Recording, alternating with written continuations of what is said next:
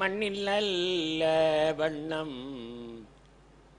வாழலாம் வைகளும் எண்ணில் நல்ல கதிக்கு யாதும் ஓர் குறைவிலே கண்ணில் நல்ல குதுரும் கழுமல வளநகர் பெண்ணில் நல்லாளொடும் பெருந்தகை இருந்ததே. நம்ம பார்வதி பதையே ஹரஹர மகாதேவ. தென்னாடுடைய சிவனே போற்றி.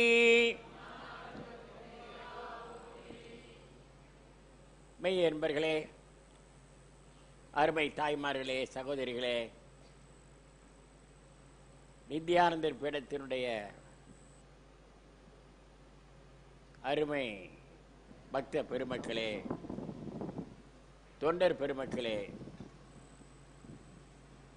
மதுரை நகரிலிருந்து வருகை தந்திருக்கின்ற அன்பர்களே, அத்துறை பேரையும் நாங்கள் பாராட்டி ஆசீர்வதிக்கின்றோம்.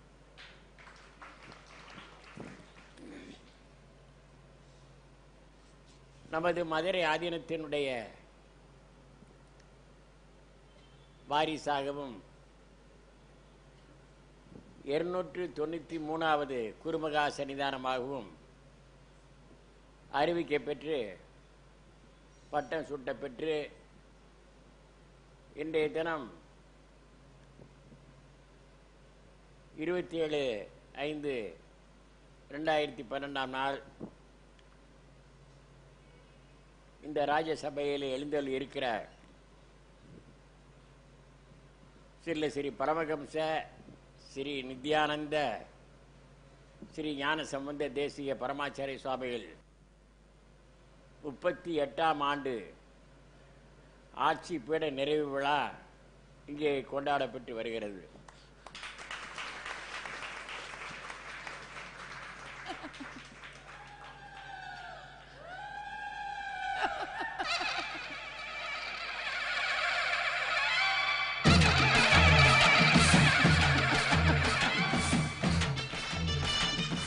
உங்களை பைக் ஓட்ட வைக்க பாருங்க சார். ஆமா, உங்களை பைக் ஓட்டாம விடுறதுல முடியல இருக்கு.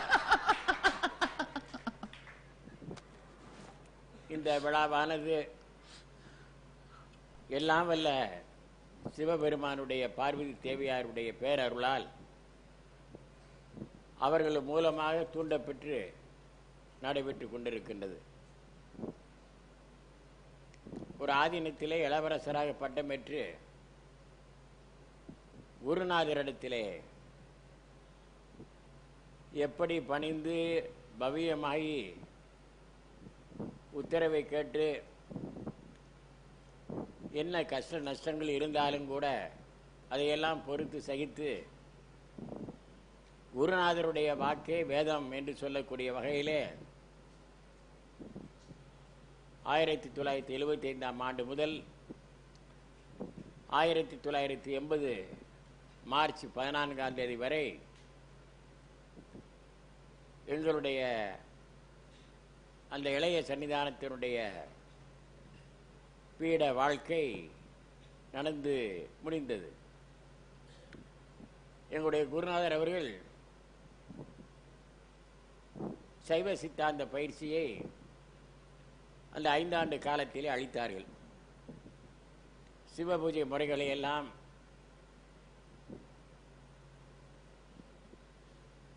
சம்பிரதாய முறைப்படி அவர்கள் எங்களுக்கு கற்றுக் கொடுத்தார்கள். ஆங்கிலத்தில் இருக்கின்ற பல்வேறு தத்துவங்களை எல்லாம் எங்களுக்கு கற்றுத்தந்தார்கள். இறந்தவர்களோடு பேசுவது எப்படி என்பதை எல்லாம் கூட கற்றுத்தந்தார்கள். சைவ சித்தாந்தத்தினுடைய 14 சாத்திரங்களில் சாற்றை பிழிந்து தந்தார்கள். தன்னோடு அழைத்து கொண்டு நமது ஆதீனத்துக்கு சொந்தமான 4 ஆலயங்களுக்கும் அழைத்து சென்றதோடு திருப்பதி, திருமலை தேவசாரத்திற்கு அழைத்து சென்று தரிசனம் செய்ய வைத்தார்கள். எல்லா ஆதீனங்களுக்கும் அழைத்து சென்று அங்கே வரவேற்பை தருமாறு ஏற்பாடு செய்தார்கள். அந்த 5 ஆண்டு காலத்திலும் நாங்கள் நிர்வாகத்தை கவனிக்கவில்லை, நிர்வாகத்தை கொடுக்கவில்லை. ஆனால் ஆர்வமாக இருந்தோம். ஒவ்வொரு நிர்வாகத்தை பற்றியும் ஆராய்ந்து கேட்பது உண்டு.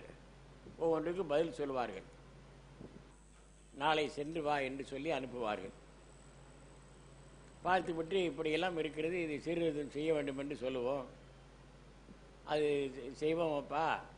உன்னுடைய பீரியடிலே யார் யாரெல்லாம் ஆக்கிரமித்திருக்கிறார்களோ அவர்கள் எல்லோருமே சென்று விடுவார்கள். நீ நினைத்ததெல்லாம் நடக்கும். நீ என்னெல்லாம் நினைக்கிறாயோ, என்னென்ன சீர்திருத்தங்கள் செய்ய வேண்டும் நினைக்கிறாயோ, 4 ஆலயங்களிலும் இந்த ஆதீனத்திலும் சிறப்பாக நடக்கும் என்று ஆசீர்வதித்தார்கள்.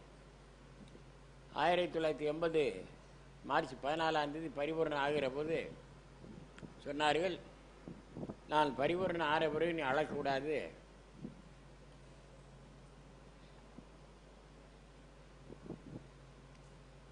நான் உனக்காக அந்த இறைவனிடத்தில் அருள் உலகத்திலிருந்து பிரார்த்திப்பேன். சிவபெருமான் எல்லா நலங்களையும் வளங்களையும் உனக்கு தருவார் என்று எங்களை ஆசீர்வதித்தார்கள். 1980ஆம் ஆண்டிலிருந்து அந்த பணி, நிர்வாக பணி ஆரம்பித்தோம். வகுப்புதாரர்களை எல்லாம் பல ஆண்டு காலமாக இந்த ஆதீன சொத்துக்களிலே குறைவான வாடகைக்கு இருந்தவர்களை எல்லாம் வெளியேற்றி அதிகமான வாடகையை கேட்டும் காலி செய்யுமாறு சொன்னோம். எல்லோருமே மனப்பூர்வமாக ஏற்றுக்கொண்டு யாரும் எந்த தகராறும் செய்யவில்லை. சொன்னபடி அவர்கள் செய்து கொண்டார்கள். 1981ஆம் ஆண்டு மாவட்டம் தென்காசி மீனாட்சிபுரத்திலே தாழ்த்தப்பட்ட மக்களை எல்லாம் முஸ்லிம்களாக மாற்றுகிறார்கள், மகா சன்னிதானம் எழுந்தருளி இந்த பிரச்சனையை தீர்க்க வேண்டும் என்று எங்களிடத்திலே விண்ணப்பத்தை போட்டார்கள். நாங்கள் உடனடியாக அங்கே சென்றோம். மீனாட்சிபுரத்தில் தெரு தெருவாக சென்று வீடு வீடாக சென்று நம்முடைய சமயத்தையும் இஸ்லாம் மார்க்கத்தினுடைய தத்துவங்களையும் எடுத்து சொன்னோம். அவரவர்கள் மதங்களிலே இருங்கள், மதம் மாறாதீர்கள் என்று சொன்னோம். அதையெல்லாம் அவர்கள் கேட்டு நடந்தார்கள் என்பது மாத்திரமல்ல, நாங்களும் அந்த சமபந்தி போஜனத்திலே கலந்து கொண்டு எல்லோரிடத்திலும் பக்கத்தில் உட்கார்ந்து அந்த உணவை உண்டோம். எல்லோரும் ஆண்டவருடைய பிள்ளைகள்தான். எனவே ஒருவருக்கொருவர் நாம் சகோதர சகோதரிகள் என்கின்ற அந்த உணர்வை நாங்கள் இன்றைய தினம் ஓட்டினோம். அதற்கு பிறகு ராமநாதபுரம் மாவட்டத்திலே தாழ்த்தப்பட்ட மக்களை எல்லாம் கிறிஸ்தவர்களாக மாற்றுகிறார் என்ற பிரச்சனை எழுந்து அங்கே அழைத்தார்கள். நாங்களும் சென்ற மற்ற ஆதீனங்கள் எல்லாம் வந்தார்கள்.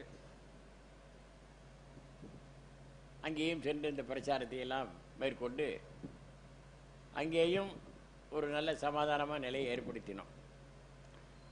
1982ஆம் ஆண்டு தொடர்ந்து கன்னியாகுமரி மாவட்டம் மண்டைக்காடு பகவதியம்மன் கோயிலை மையமாக வைத்து இந்துக்களுக்கும் கிறிஸ்தவர்களுக்கும் மோதல் ஏற்பட்டது. மகாசன்னிதானவர்கள் இங்கே வர வேண்டும் என்று கேட்டுக்கொண்டார்கள். 4 மாத காலம் அங்கே தங்கி நாகர்கோயில், வடசேரி, கிருஷ்ணங்கோயில், கோட்டாறு, ராமவரோபுரம், கொட்டாரம், அகசீஸ்வரம், தோவாளை, கடலாக்குடி, கூட்டாலமூடு, தக்கலை, திங்கள் சந்தை, முட்டம், கடுக்கரை, பூதப்பாண்டி, தேங்காய்பட்டினம், இப்படி பல ஊர்களுக்கு சென்று அந்த கிறித்துவ மக்களிடையே சந்தித்து ஒரு நல்ல சமாதானத்தை ஏற்படுத்தியிருப்பது மாத்திரமல்ல, குளச்சலிலே 6 பிணங்கள் கடற்கரையில் இருந்தன. மீனவர்களுடைய பிணங்கள். அந்த பிணங்கள் இருக்கிற அந்த நேரத்திலே நாங்கள் நேரடியாக சென்றோம். நாங்கள் இப்போ செல்லுகிற போதெல்லாம் ஒரு போலீஸ் பஸ், ஒரு வேன் எப்போதும் கூடயே வரும்.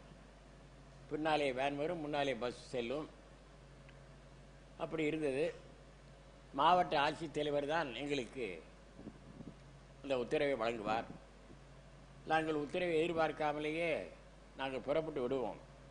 உத்தரவு பின்னால் வந்து சேரும். அங்கு போய் அந்த பிரச்சாரத்தை எல்லாம் மேற்கொண்டோம். அது மாத்திரமல்லாமல் அதே 82ஆம் ஆண்டு மண்டைக்காடு கடலிலே குளித்து விட்டுத்தான் அந்த பகவதி அம்மனை தரிசனம் செய்யக்கூடிய ஒரு பழக்கத்தை இந்த மக்கள் வைத்திருந்தார்கள். ஆனால் அரசாங்கம் ஒரு உத்தரவு போட்டது, மண்டைக்காட்டு கடலிலே இந்துக்கள் குளிக்கக்கூடாது என்று சொன்னார்கள். எனக்கு தகவல் சொன்னார்கள், சன்னிதானம் அரசாங்கத்திடம் பேசி இந்த நம்முடைய இந்து மக்களுக்கு பாதுகாப்பு கொடுக்குறமாறு ஏற்பாடு செய்ய வேண்டும் என்று சொன்னார்கள். நான் உடனடியாக தொடர்பு கொண்டு, அப்போது திரவியம் என்று சீஃப் செக்ரட்டரி இருந்தார், அவரை தொடர்பு கொண்டோம். Calling person is his holiness Madurai ஆதினகர்த்தர் என்று சொன்னோம். இந்த லைட்டிங் கால் போடுகிற போது யார் கூப்பிடுகிறார் என்பதை அறிவிக்க வேண்டும். அப்படியானால் அவர் எடுப்பார்கள். அவர் எடுத்தார். சன்னிதான நமஸ்காரம், நான் என்ன செய்ய வேண்டும் என்று கேட்டார். நீங்கள் எல்லோரும் இந்துக்கள் எல்லோரும் கடலிலே குளிக்கக்கூடாது என்று உத்தரவு போட்டிருக்கிறீர்கள் போல் இருக்கிறது. சம்பிரதாயம் கடலிலே குளித்து விட்டு தான் போக வேண்டும் என்று இருக்கிறது. எனவே the proper protection should be given to Hindus who wants to take bath in the Mandakkad ocean. So you must ask the DIG through wireless என்று அவர்களுக்கு சொன்னோம். உடனே அவர் சொன்னார், சன்னிதானம் ஒரு 10 நிமிடம் கழித்து நான் பேசுகிறேன், முதலமைச்சரிடத்தில் பேசிவிட்டு உங்களுக்கு சொல்லுகிறேன் என்று சொன்னார். 10 நிமிடம் கழித்து சரியாக எங்களுக்கு தகவல் வந்தது. நான் சென்னையிலிருந்து தகவல் வரவில்லை. இங்கு மதுரை மாவட்ட போலீஸ் சூப்பரண்டாக இருந்த ராஜேந்திரன் என்பவரது தகவல் வந்தது. சன்னிதானம், whenever you visit to Kanyakumari district, a 1+4 jeep should be allotted, should be given by the government என்று உத்தரவாகி இருக்கிறது என்று அவர் எனக்கு சொன்னார். நான் அதை கேட்கவில்லையே ராஜேந்திரன் என்று சொன்னோம். இல்லை இல்லை, இது நல்ல செய்தியாக இருப்பதனால் இது சொல்லுகிறேன். ஆனால் கடலிலே குளிப்பதற்கு, இந்துக்கள் கடலிலே குளிப்பதற்கான உத்தரவுகளை அரசாங்கம் வழங்கிவிட்டது. மணிமுத்தாறு, ஆவடி, தமிழ்நாடு ஸ்பெஷல் போலீஸை 2 பட்டாலியன் அனுப்புவதற்கான ஏற்பாடுகளை செய்துவிட்டோம் என்று அவர் சொன்னார். பிறகு அதெல்லாம் ஏற்பாடு செய்த பிறகு மண்டைக்காட்டிலே கடலிலே குளித்த பிறகு அவர்கள் சென்று அந்த அம்மனை வழிபட்டார்கள். அங்கே பைபிளை பற்றி பேசி, இந்து சமய தத்துவங்களை பற்றி பேசி ஒரு சமாதானமான நிலையை 4 மாத காலம் தங்கியிருந்து ஏற்படுத்தினோம். இது எல்லோருக்கும் ஆர்எஸ்எஸ், விஸ்வ இந்து பரிஷத், இந்து முன்னணி எல்லோருக்கும் தெரியும். அதற்கு பிறகு நம்முடைய நித்யானந்த பரமாச்சாரிய சுவாமிகள் சொன்னதை போல ஆரம்ப காலத்திலிருந்தே அவர்களுக்கு தொடர்ந்து பணி என்று சொன்னார்கள். அதுபோலவே தான் 80, 81, 82, 83, 83ஆம் ஆண்டு 82 மண்டைக்காட்டு கலவரத்தை தடுத்து நிறுத்தி அமைதி ஏற்படுத்திய பிறகு 83ஆம் ஆண்டு இலங்கையிலே பெரிய கலவரம், தமிழர்கள் அடித்து ஒடுக்கப்பட்டார்கள், பெண்களை எல்லாம் கடலிலே வீசி கொண்டார்கள் என்ற செய்தி கிடைத்து உடனடியாக மதுரையிலே உண்ணாவிரதத்தை மேற்கொண்டோம். லண்டனில் இருந்து எங்களுக்கு ஒரு தகவல் வந்தது. மகேஸ்வரி செல்லையா என்ற ஒரு பெண்மணி எங்களுக்கு தொலைபேசி வாயிலாக பேசினார்கள். மகா சன்னிதானத்திற்கு வணக்கம், அடியேன் நான் லண்டனிலிருந்து மகேஸ்வரி செல்லையா பேசுகிறேன் என்று சொன்னார்கள். அம்மா ஆசீர்வாதம்மா, சொல்லுங்கம்மா என்று கேட்டோம். அவர்கள் சொன்னார்கள், சன்னிதானம் நீங்கள் பட்டத்துக்கு வந்து 3 ஆண்டுகள் தான் ஆகிறது என்று கேள்விப்பட்டேன். உங்களுடைய ஆதீன குரு மூலவர் திருஞான சம்பந்த பெருமான் பாடிய தலம்தான் திருக்கோண மாமலை, திருக்கேதீச்சரம். அந்த கோயிலிலே உள்ள சிவலிங்கங்கள்லாம் அடித்து உடைத்து புத்தர் சிலைகளை வைத்திருக்கிறார்கள். நம்முடைய தமிழ் பிள்ளைகளையெல்லாம் அடித்து கொடூரப்படுத்தி கடலிலே தூக்கி வீசுகிறார்கள். சன்னிதானம் ஏதாவது இதற்கு செய்ய வேண்டும், உடனடியாக செய்ய வேண்டும் என்று கேட்டுக்கொண்டார்கள். அம்மா, நான் உடனடியாக நான் என்ன செய்ய வேண்டுமோ என்னுடைய குரல் எழுப்பி தமிழகத்திலே ஒரு எழுச்சி ஏற்படுத்தி விடுகிறேன் என்று சொல்லி மறுநாளே இங்கே உண்ணாவிரதத்துக்கு ஏற்பாடு செய்தேன். அப்போது முதலில் நம்முடைய மாவீரன் பல நெடுமாறன் அவர்களுக்கு தான் ஃபோன் செய்தோம். நாங்கள் நாளைக்கு இப்படி ஒரு தகவல் வந்தது, எனவே நாளை காலையிலே மேலமாசி வீதி வடக்குமாசி சந்திப்பிலே நான் உண்ணாவிரதம் இருக்கப் போகிறேன் என்று சொன்னோம். சனிதான நான் நாளை காலை 6 மணிக்கெல்லாம் மடத்துக்கு வந்து வருகிறேன் என்று சொன்னார். அவரும் வந்தார். விபிவி ஆனந்தம் எம்எல்சி அப்போது இருந்தார், அவரும் வந்தார். வந்தவுடன் நெடுமாறன் என்ன செய்தார், நம்முடைய ஆதீன டிரைவரை கூப்பிட்டு, எப்பா டிரைவரு காரை ரெடி பண்ணி வையினார். என்ன நீங்கள் என்ன சொல்கிறீங்கன்னு கேட்டேன் நெடுமாறன்ட்ட. இல்லை, காரை ரெடி பண்ணி வைக்க சொன்னேன், சனியான திடீர்னு புறப்பட்டுருமே. இல்லை இங்கேருந்து நடந்தே போகிறேன் அப்படின்னு. இங்கிருந்து நடந்தே போகுதா அப்படின்னு கேட்டாங்க. ஆமாம், நடந்தே போகிறேன். உடனடியாக SP cell, IP, police people, CID எல்லோரும் வந்து விட்டார்கள். இங்கே இருந்து காலை 6 மணிக்கு 1983 ஜூலை மாதம் இங்கே இருந்து நடந்தே சென்று வடக்கு மாசி மேலமாசி சந்திப்பிலே ஒரு சாமியானா பந்தல் போட்டு, பெரிய ஆள், பெரிய பந்தல் போட்டு காலையிலே சம்பளம் கூட்டி உட்கார்ந்தவன் நான். மாலை 6 மணிக்கு தான் எழுந்து உட்கார்ந்தேன். நான் ஒன்றும் சாப்பிடவில்லை. எல்லோரும் வந்தார்கள், எல்லா கட்சிக்காரர்களும் பாரபட்சம் இல்லாமல் வந்தார்கள். எல்லோரும் வாழ்த்தினார்கள். ஒவ்வொருவரையும் எல்லாம் வாங்க உட்காருங்க, ஆசீர்வாதம் சொல்லி திருநீர்லாம் கொடுத்து எல்லாம் உட்கார வச்சோம். இந்த இலங்கைக்கும் நம்முடைய தமிழ்நாட்டுக்கும் என்ன தொடர்பு, இலங்கை தமிழர்களுக்கும் நம்ம தமிழ்நாட்டு தமிழர்களுக்கும் என்ன தொடர்புங்கிறதெல்லாம் விளக்கமாக நாங்கள் பேசுகிறோம். பேசிட்டு திருஞான சம்பந்த பெருமான் அங்கே போய் என்ன பாடியிருக்காரு, என்ன பண்ணார், அந்த இலங்கை எந்த அளவுக்கு முன்னேறது காரணம் யார் அப்படின்னா நம்முடைய தமிழர்கள் தான் காரணம். காபி தோட்டம், தேயிலை தோட்டம், ரப்பர் தோட்டம் இதெல்லாம் உருவாக்குறது யாருன்னா தமிழர்கள் தான் அப்படிங்கிறதெல்லாம் எடுத்து சொன்னோம். சொல்லிட்டு ஞான சம்பந்த பெருமான் ஒரு அருமையான பாடல் பாடியிருக்காரு. அந்த பாடல் ரொம்ப மிக முக்கியமான பாடல். அந்த பாடலில் சொல்கிறாரு, நான் கற்றவன், கேட்டல் ஞானம் உடையவன், கருத்து உள்ளவன், பொறுப்பு உள்ளவன், கடமை உணர்வு உள்ளவன்.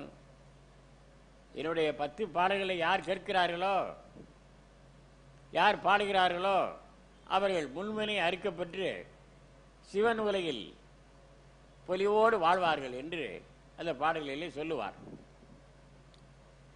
குற்றம் இலாதார் குறைகடல் சூழ்ந்த கோண மாமலை அமர்ந்தானை. குற்றம் இலாதார் குறைகடல் சூழ்ந்த கோண மாமலை அமர்ந்தானை. கற்றுணர் கேள்வி காளியர் பெருமான், கற்றுணர் கேள்வி காளியர் பெருமான், கருத்துடை ஞான சம்பந்தன், கருத்துடை ஞான சம்பந்தன். உற்ற செந்தமிழால் மாலையீரைந்தும், உற்ற செந்தமிழால் மாலையீரைந்தும், உரைப்பவர் கேட்பவர் உயர்ந்தோ, உரைப்பவர் கேட்பவர் உயர்ந்தோர் சுற்றமுமாகி தொல்வினையடையார் தோன்றுவர் வானிடை பொலிந்தே என்று அந்த பாடல். அப்படியானால் தான் கற்றவன், கேட்டவன், கருத்து உள்ளவன், பொறுப்புள்ளவன், கடமை உணர்வு உள்ளவன், என்னுடைய 10 பாடல்களை யார் பாடுகிறார்களோ அவர்கள் இந்த சிவன் உலகிலே பொலிவோடு வாழ்வார்கள், முன்வினை அறுக்கப்பட்டு என்று பாடியிருக்கிறார். அதற்காக நாங்கள் கட்சி பேதம் பார்க்காமல், அரசியல் கட்சியில் வேறுபாடு பார்க்காமல், தமிழ்நாடு முழுவதும் யாரிடத்திலும் பெட்ரோலுக்கு டீசலுக்கு பணம் வாங்காமல் 2 கார்களை எடுத்துக்கொண்டு நாங்கள் பெரும்பாலும் போகாத கிராமங்களே இருக்காது. எல்லா கிராமங்களிலும் போய் இந்த இலங்கை தமிழர் பிரச்சனையை குறித்த விழிப்பு உணர்வை இந்த சமுதாயத்திலே ஏற்படுத்தினோம். அது ஒன்று. அது ஒரு முடிந்தது. எல்லா அரசியல் தலைவர்களும் ஆதீனத்துக்கு வந்தார்கள். அப்போது 83ஆம் ஆண்டு முடிந்தவுடன் 84ஆம் ஆண்டு எங்களை அமெரிக்க நாட்டுக்கு அழைத்தார்கள். சனிதானே இங்கே வந்து பேச வேண்டும் என்று சொல்லி அமெரிக்கா, இங்கிலாந்து, பிரான்ஸ் இந்த 3 நாடுகளிலும் அழைத்தார்கள். நான் அங்கேயும் சென்று இந்த பிரச்சனை குறித்து பேசினோம். அப்போதுதான் ஆக்ஸ்போர்டு பல்கலைக்கழகத்து பக்கத்திலே இருக்கிற டாக்டர் ஜி போப்பு அவருடைய சமாதி இருக்கிறது, செமெட்ரி. அவர் இங்கே இந்த ஆதீனத்துக்கு வந்தவர். இந்த ஆதீனத்திலே வந்து 289வது குறும்பகாசனையான காலத்திலே அவர் வீழ்ந்து வணங்கி திருநீர் பெற்று மிக பவ்யத்தோடு மகா சன்னிதானம், I want to translate the Thirukkural Naladiyar and Thiruvasagam என்று English, I seek your blessings என்று கேட்டாராம். சன்னிதானம் சொன்னார்களாம், டாக்டர் ஜி போப், அவர் choicest blessings to you, you can begin your noble work even today itself என்று சொன்னார்களாம். அதை ஆரம்பித்தார், அழகாக எழுதினார். அதில் எழுதுகிற போது சைவ சித்தாந்தத்தை பற்றி, சிவலிங்கத்தை பற்றி, சிவலிங்க வழிபாட்டை பற்றி எழுதுகிறார். The Saiva Siddhanta is the most intrinsically valuable of all the religions of India. The Tamils are the most intelligent and progressive of all the Hindu races in India. என்று எழுதிவிட்டு ஒரு மரண சாசனம் எழுதி வைத்தார். அதிலே குறிப்பிட்டிருக்கிறார், தெளிவாக சுட்டி காட்டியிருக்கிறார், நான் இறந்த பிறகு என்னுடைய கல்லறையிலே இங்கே ஒரு தமிழ் மாணவன் படுத்து உறங்குகிறான் என்று எழுத வேண்டும் என்று.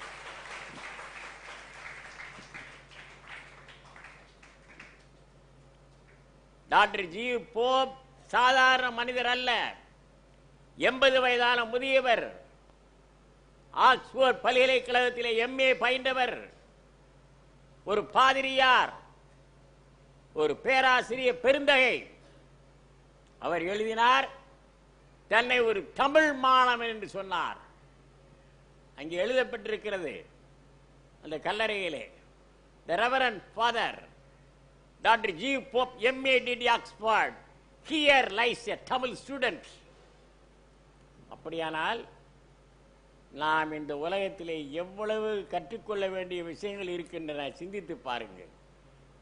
எனவே உங்களை எல்லாம் கேட்டுக்கொள்கிறோம், யாராவது உங்களை கேட்டால் என்ன படித்திருக்கிறீர்கள் என்று கேட்டால் சொல்லுங்கள், படித்துக்கொண்டே இருக்கிறேன் என்று சொல்லுங்கள்.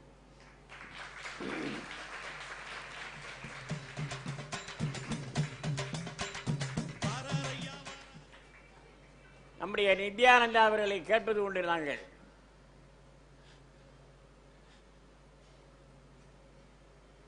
சீக்கிரமாக ஓய்வு எடுங்க போயின்னு இல்லை சனிதானா போய் கொஞ்சம் படிக்க வேண்டியிருக்கும்பாங்க. எத்தனை மணிக்கு? 12, 12:30 மணிக்கு. அப்படி படிச்சதுனால தான் இன்னைக்கு அவர் உலக குருவா இருக்கிறாரு.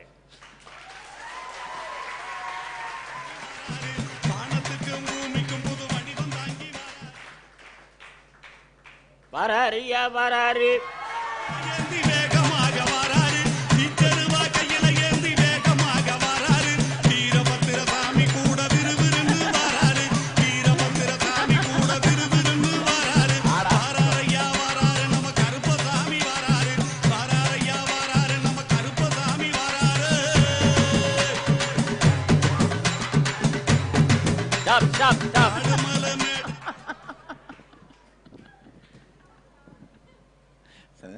நித்யானந்தா டிவியில் லைவா போயிட்டு இருக்குன்னு சொன்னீங்க. போட்டோம்.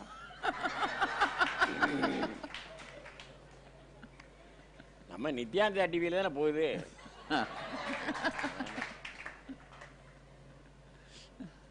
அருமை பெருமக்களே, எவ்வளவு படிக்க வேண்டியிருக்கிறது, எவ்வளவு தெரிய வேண்டியிருக்கிறது, உலகத்திலே அறிந்து கொள்ள வேண்டிய விஷயங்கள் எவ்வளவு இருக்கிறது என்பதை சிந்தித்து பார்க்கிற போது நாங்கள் அடிக்கடி ஒரு சில விஷயங்களை சொன்னதையே திரும்ப திரும்ப சொல்ல வேண்டியிருக்கிறது. ஏனென்றால் அது தத்துவம். If we have got huge money, we can purchase a Mercedes-Benz car or a BMW car or the Ford Endeavour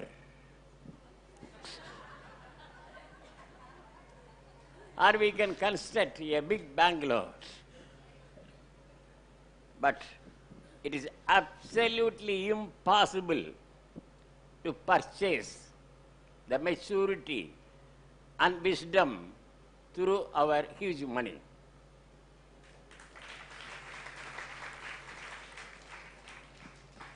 Because maturity and wisdom are not sold out in shops.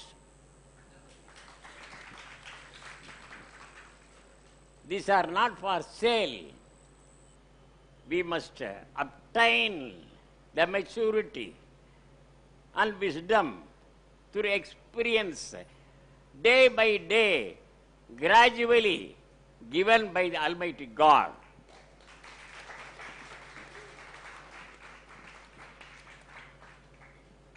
அந்த பக்குவமும் அந்த ஞானமும் நம்முடைய நித்யானந்தர் அவர்களுக்கு 34 வயதிலே வந்துவிட்டது.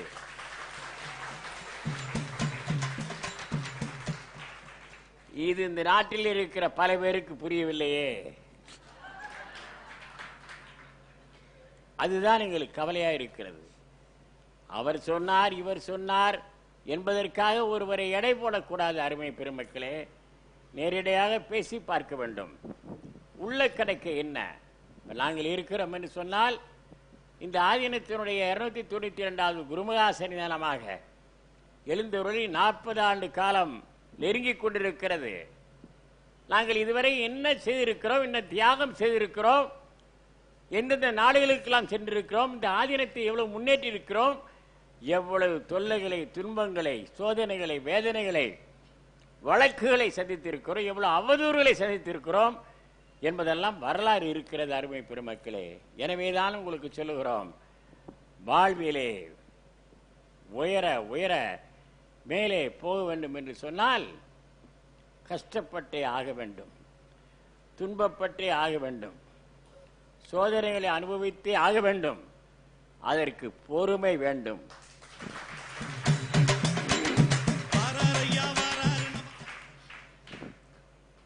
மாடி படியிலே ஏறுகிறோம், கஷ்டப்பட்டு ஏற வேண்டி இருக்கிறது, மூச்சு வாங்குகிறது. ஆனால் மாடியிலிருந்து கீழே இறங்குகிற போது வேகமாக இறங்கி விடுகிறோம். கீழே போக வேண்டுமானால் வேகமாக கீழே இறங்கி விடுகிறோம். மேலே போக வேண்டுமானால் கஷ்டப்பட்டு மேலே ஏற வேண்டியிருக்கிறது. அதுபோலதான் மேலே உயர போகிற போது கஷ்டப்பட வேண்டியிருக்கிறது. ஆனால் வாழ்க்கை அடித்தளத்துக்கு கீழே செல்ல வேண்டுமானால் படார் என்று கீழே நாம் சென்று விடலாம். எனவேதான் உங்களுக்கு சொல்கிறோம், பொறுமை பொறுமை பொறுமை. இந்த ஆதீனம், இந்த ஆதீன சொத்துக்கள், இந்த ஆதீனத்துக்கு சொந்தமான 4 ஆலயங்கள், திருப்பணி வேலைகள் மிக சிறப்பாக தொடர்ந்து நடந்து கொண்டே இருக்கின்றன நித்யானந்தருடைய அருமுயற்சியால்.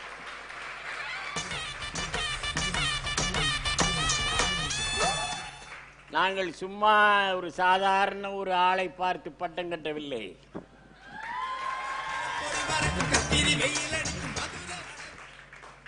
பெயரளவுக்கு ஒரு பட்டத்தை கட்டி 293வது குருமகா சன்னிதானமாய் இரு, வாரிசாய் இரு, கோயிலை பார்த்துக்கொள், இந்த ஆதீனத்தை கவனித்துக்கொள் என்று நாங்கள் சொல்லவில்லை. ஆனால் தமிழ்நாட்டிலே நாங்கள் அடிக்கடி சுட்டி காட்டுமாறு போல 17 ஆதீனங்கள் 18 ஆதீனங்கள் உள்ளன. ஆனால் 18 ஆதீனங்களும் இப்போது இல்லை. மிக பெரிய ஆதீனங்கள், வசதி படைத்த ஆதீனங்கள் 4 தான். 1 மதுரை ஆதீனம், 2 தர்மபுரம் ஆதீனம், 3 திருவாவடுதுறை ஆதீனம், 4 குன்றக்குடி ஆதீனம். சைவ மடங்களிலே பெரிய மடம் எது என்று சொன்னால் திருப்பனந்தாள் காசி மடம். இந்த மடங்களிலே, இந்த ஆதீனங்களிலே வீற்றிருக்கிற குருமகா சன்னிதானங்கள் are all the kings of the Saiva religion. இவர்கள் சாமியார்கள் அல்ல, பண்டாரங்கள் அல்ல, பரதேசிகள் அல்ல, சன்னியாசிகள் அல்ல. சில நிருபர்கள் கேட்டார்கள், நித்யானந்தரிடத்தில் கேட்டார்கள், சுவாமி எல்லாவற்றையும் துறவி என்று சொல்லக்கூடிய வகையிலே துறந்த பிறகு நீங்கள் தங்கமாக வைரமாக போட்டிருக்கிறீர்களே, அது துறவுக்கு இலக்கணமா என்று அவர்கள் கேட்டார்கள். அந்த கேள்வியை கேட்டிருக்க கூடாது. இருந்தாலும் நாங்கள் அதற்கு பதில் சொன்னோம். We are not Samyars or Sannyasis or Pandarams or Paradesis. But we are all kings of the Saiva religion. We are all emperors. என்று சொன்னோம். உண்மையிலே உங்களுக்கு தெளிவாக சொல்லுகிற அருமை பெருமக்களே, we are all open talkers. we are all என்று சொல்லுகிற போது நாங்கள் மாத்திரமல்ல, நித்யானந்தர் உட்பட மனதிலே என்ன படுகிறதோ ஓப்பனாக பேசி விடுவோம். இப்போ எங்களுக்கு பொருத்தமான ஒரு வாரிசு எங்களுக்கு கிடைச்சிருக்குது. நாங்கள் எல்லார்ட்டையும் நல்லா பேசணும்னு நினைப்போம், நல்ல ஜாலியாக பேசணும்னு நினைப்போம். எல்லாரையும் அரவணைச்சு வாங்க, உட்காருங்க, இருங்க, நல்லா இருக்கீங்களா, எல்லாம் நல்லபடியா இருங்க அப்படின்னு சொல்லி ஆசீர்வாதம் பண்ணக்கூடிய நல்ல பண்பு நல்லா எங்களுக்கு உண்டு. அதே பண்பு நல்லா அவருக்கு இருக்கிறது. அது மாத்திரம் இல்லை, எளிமை அவர்களுக்கு இருக்கிறது. அந்த எளிமையை நாங்கள் விரும்புகிறோம். எப்போதுமே சந்தோஷமாக வாழ வேண்டும் என்ற, பிறரையும் சந்தோஷப்படுத்தி தாமும் சந்தோஷமாக இருக்க வேண்டும் என்ற நல்ல கொள்கை அவர்களுக்கு இருக்கிறது. இதையெல்லாம் எங்களுக்கு தந்தது எல்லாம் இல்ல சிவபெருமான். ஒரு சாதாரண தம்பரானை இங்கே கொண்டு வைத்திருந்தால் இந்த ஆதீனத்தில், இந்த ராஜசபையில் இப்பொழுது மீட்டிங் நடக்குமா? 38ஆம் ஆண்டு நிறைவு விழா நடக்குமா? நடக்காது. 2000 பேர் தினசரி சாப்பிட்றாங்களா? சாப்பிடுவாங்களா? தினசரி 2000 பேருக்கு சாப்பாடு நடக்குது, சாப்பிட்டே இருக்கிறான். எங்கே பார்த்தாலும் மதுரை நகரம் முழுவதும் 292வது குருமகா சன்னிதானம், 293வது சன்னிதானம் நித்யானந்தா படங்களாக இருக்குது. மதுரையில் மாத்திரம் இல்லை, தமிழ்நாடு முழுவதும், உலகம் முழுவதும் பேசப்படுகிறது. Most talk to persons.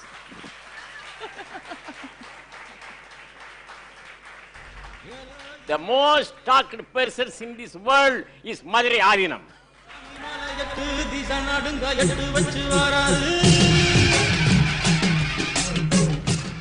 அப்படியானால் இது என்ன தெரிகிறது என்று சொன்னால்,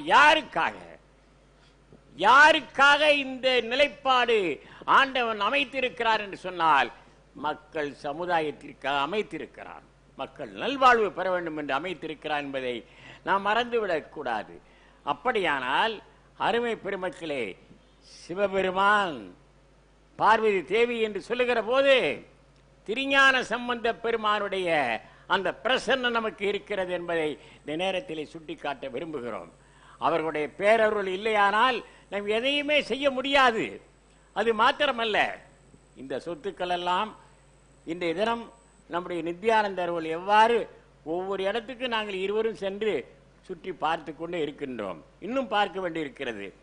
நேற்றே அவர்கள் அறிவித்தார்கள், 140 பேர் சொத்துக்களை ஆக்கிரமித்து இருக்கிறார்கள், அவர்களை சட்டப்படி வெளியேற்றுவோம் என்று சொல்லியிருக்கிறார்கள். யாரையும் அனாவசியமா போக சொல்ல மாட்டோம், ஆனா வம்பு பண்ணுனா விட மாட்டோம். எங்களுக்கு எப்போதுமே வலியை சண்டைக்கு போற பழக்கம் இல்லை. ஆனா வந்த சட்டை விட மாட்டோம். அருமை பெருமக்களே, யாருடைய சொத்துக்கு நாங்கள் ஆசைப்படவில்லை, வேறு ஒருவருடைய நிலத்துக்கு நாங்கள் ஆசைப்படவில்லை. எங்களுடைய சொத்தை மீட்பதற்கு நாங்கள் நடவடிக்கை எடுப்போம். ஏனென்றால் இது சிவபெருமானுடைய சொத்து, திருஞான சம்பந்த பெருமானுடைய சொத்து, மறந்துவிடக்கூடாது. ஆகவே நாங்கள் சொல்லுகிறோம், நித்யானந்தர் அவர்களை நாங்கள் பட்டம் கட்டியிருக்கிறோம் என்று சொன்னால் ஆழ்ந்து ஆராய்ந்து எல்லாம் வல்ல இறைவனுடைய பேரருளால் இவர்தான் உனக்கு தகுதியானவர், இவரால் தான் உன்னுடைய ஆதீனம் முன்னேறும். நாங்கள் எவ்வளவு கவலைப்பட்டிருக்கிறோம் தெரியுமா? 4 ஆலயங்கள், எவ்வளவு சொத்துக்கள், ஊர் ஊரா சொத்துக்கள். திருவையாற்றிலே சொத்து, கும்பகோணத்திலே சொத்து, பழனியிலே சொத்து. பழனியில் பார்த்தீங்கன்னா நேற்று போகிறோம், பழனிக்கு போயிட்டு வரோம், 5 கோடி ரூபா சொத்து. 5 கோடி. சன்னிதானங்கள்லாம் நின்று அங்கே தரிசனம் பண்ணி சாப்பிட்டுட்டு எல்லாரையும் ஒரு 50-60 பேர் சாப்பிட வச்சு அந்த கோயிலில் போய் தரிசனம் பண்ணிட்டு வரக்கூடிய பெரிய சொத்து இது. ஆக்கிரமிப்பு. மேலே கோராசில் சொத்து, சூடன் சாமியாரில் சந்தில் சொத்து, யானைக்கார சந்தில் சொத்து, தினமணி டாக்கீஸ் நம்முடைய சொத்து, தெற்காவணி மூலவியில் பாதி சொத்து நம்ம சொத்து. நகைக்கடைகள் முழு 100 கடைகளுக்கு மேல் நம்முடைய நகைக்கடைகள் அத்தனையும் நம்முடைய சொத்து. திருநெல்வேலியில் சொத்து, திருவையாற்றில் ஒரு பெரிய தெருவே நம்முடைய சொத்து, கும்பகோணத்தில் சொத்து. அப்புறம் 4 ஆலயங்கள் தஞ்சை மாவட்டத்தில் இருக்கின்றன. கச்சனம், கஞ்சனூர், திருப்புறம்பயம், பன்னத்தெரு, 4 ஆலயங்களில் சொத்து. இவைகளெல்லாம் கட்டி காக்க வேண்டும் என்று சொன்னால் எப்படிப்பட்ட ஆள் இன்றைய தினம் தேவை என்பதை உணர்ந்து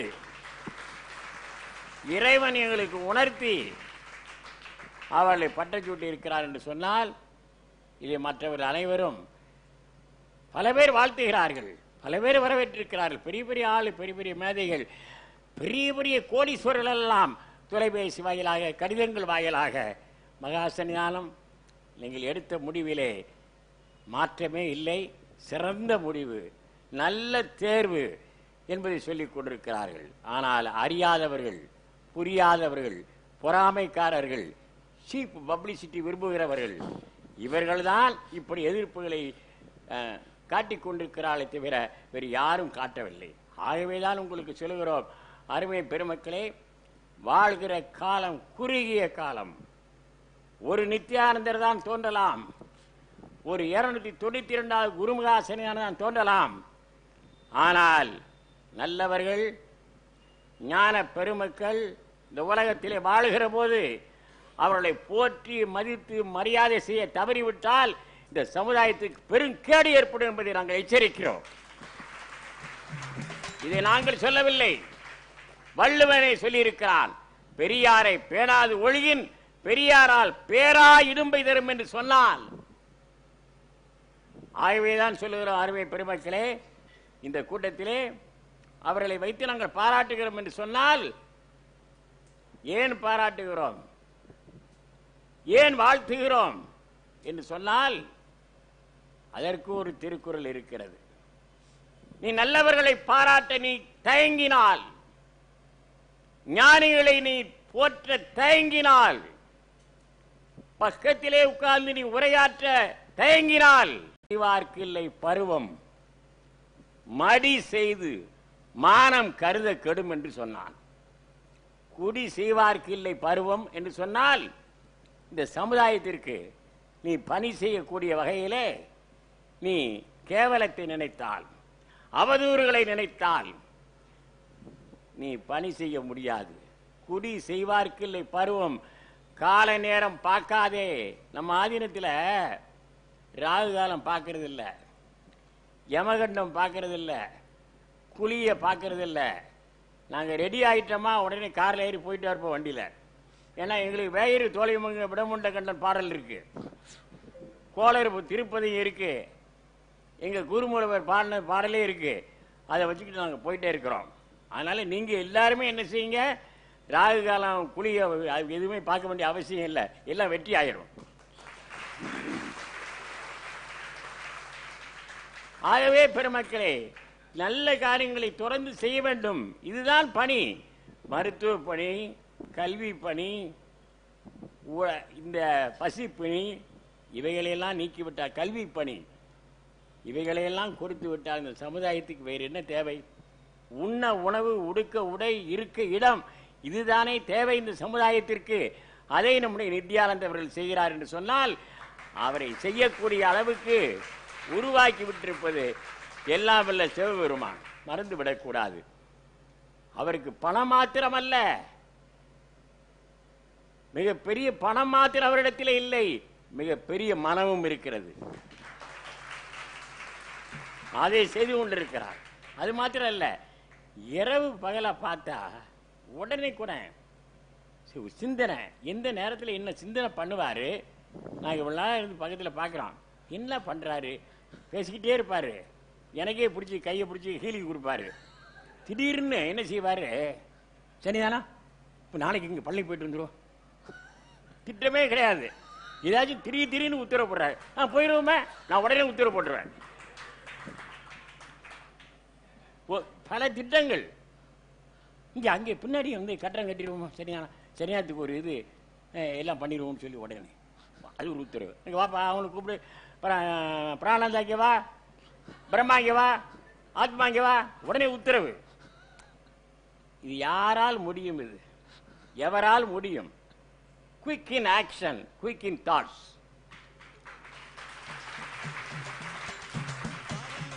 not only that, Sri Nityananda is very simple, humble and noble. இதில் எல்லாமே அடக்கம். அவள் பெற்ற தாயார் இங்கே இருக்கிறார்கள். எவ்வளவு எளிமை, எவ்வளவு எளிமை. அவள் இருக்காங்க, பெற்ற தாய், அவளை பெற்ற தாய் இருக்கிறார்கள். அந்த தாய் பார்த்து தன்னுடைய மகனை பார்த்து பூரிக்கிறார்கள். இன்ற பொழுதில் பெரிதுவக்கும் தன் மகனை சான்றோன் என கட்ட தாய் சொன்னான் வள்ளுவன். அதற்கு இலக்கணமாக தாய் அவர்கள் இருக்கிறார்கள். இதை நான் சிந்தித்து பார்க்கிறேன் அருமை பெருமக்களே.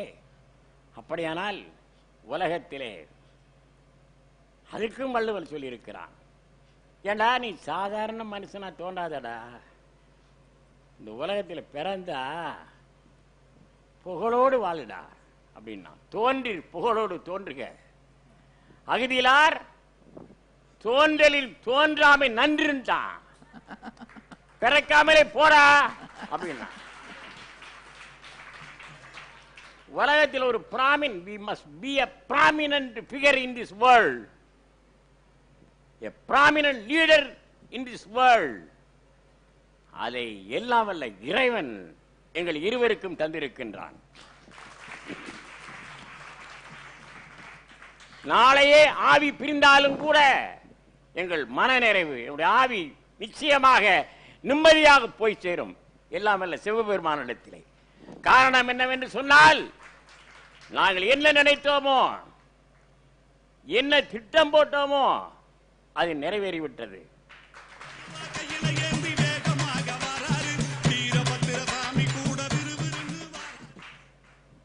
கொஞ்சம் போட்டு விடுங்க.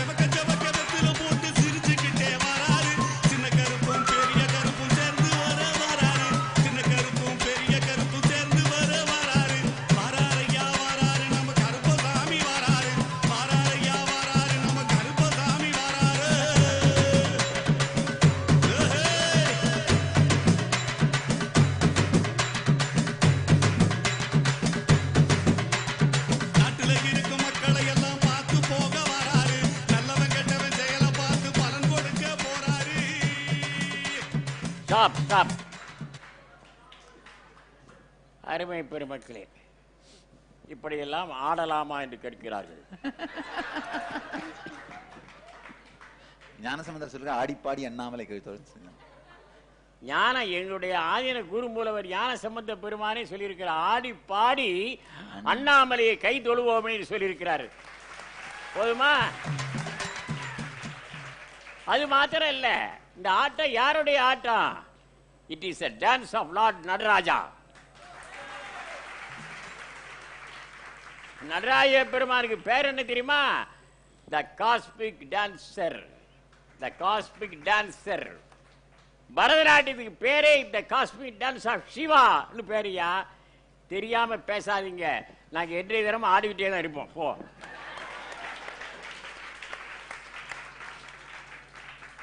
நீ சொல்றதுனால நாங்க ஆட்டத்தை நிறுத்துவோம்னு சொல்லாத. ஆட்டத்தை நிறுத்து சொக்கப்பான்னு ஒருத்தர் எழுதியிருக்கிறான். ஒருபோதும் நிறுத்த மாட்டப்பா, ஆடிக்கிட்டே இருப்போம். சொக்கப்ப ஆட்டம் என்னைக்கு நிறுத்துதோ அப்பதான் எங்க ஆட்டம் நிறுத்தும். அது வரைக்கும் ஆடிக்கிட்டே இருப்போம். அதாவது அருமை பெருமக்களே, அறியாமல் தெரியாமல் புரிந்து கொள்ளாமல் அவர்கள் பேசுகிறார்கள். தேவனே அவர்களை மன்னியும் என்று இயேசுநாதர் சொன்னார். அதைத்தான் நாங்கள் மன்னிக்கின்றோம்.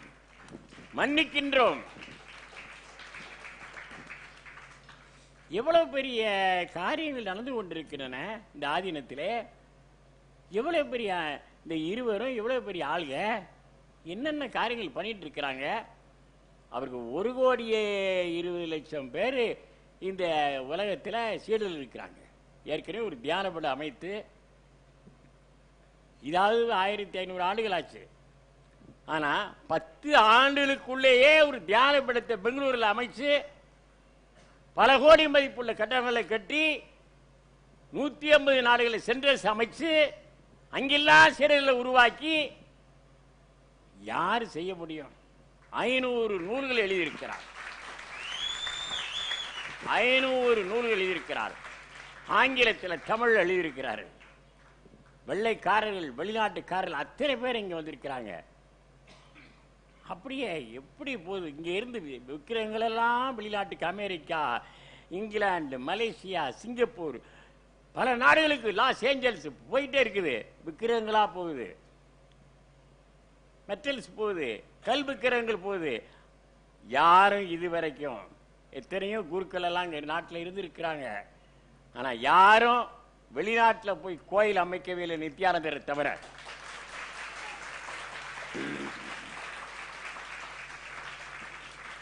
இது பெரிய சாதனை இல்லையா?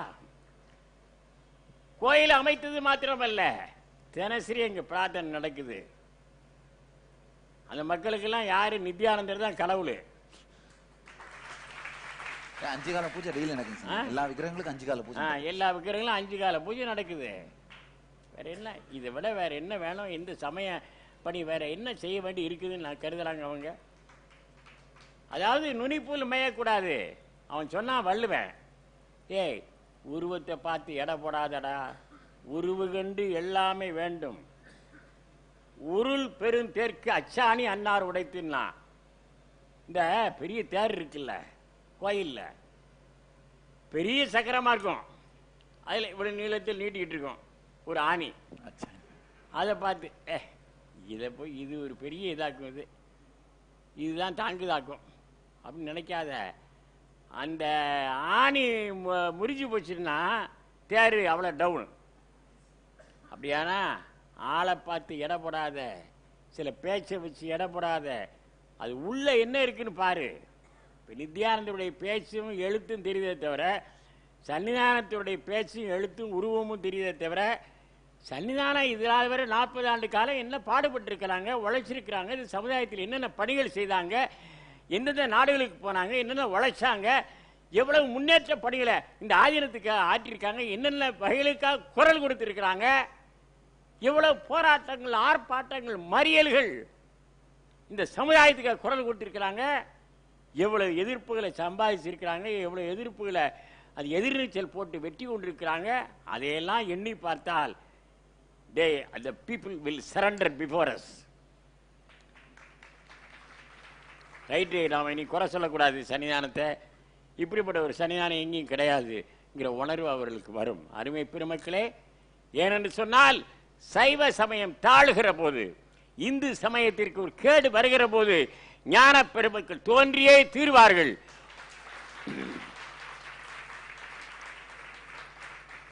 ஒரு போதும் நம்முடைய இந்து சமயத்தை எவராலும், எந்த தனிப்பட்ட மனிதனாலும், எந்த ஒரு கும்பலாலும் அழித்து விடவே முடியாது. ஏனென்றால் நம்முடைய சமயமானது ஒரு தனிப்பட்ட மனிதனால், ஒரு கூட்டத்தால், ஒரு கும்பலால் அது உருவாக்கப்பட்டதல்ல. இது யாரால் அருளப்பெற்றது என்று சொன்னால் எல்லாம் அல்ல சிவபெருமானால் அருளப்பெற்றது.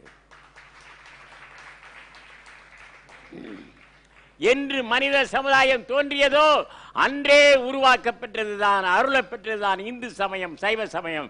மறந்து விடாதீர்கள். முதலிலே இந்த உலகத்திலே உருவாக்கப்பெற்ற உருவம் எது என்று சொன்னால் சிவலிங்கம். Lord Shiva, lord Shiva is great. அதுதான் மீனாட்சி சுந்தரேச பெருமான். இந்த திருஞான சம்பந்த பெருமானுடைய படிகளை எல்லாம் எண்ணி பார்க்கிற போது உங்களுக்கு என்ன தெரியுமா? 16 வயதுக்குள்ள 4000 பாடல்கள் பாடியிருக்கிறார் அவர். 4000 பாடல்கள். மதுரைக்கு அனல்வாதம் புனல்வாதம் புரிந்து சமண மன்னனை சைவ மன்னனாக மாற்றி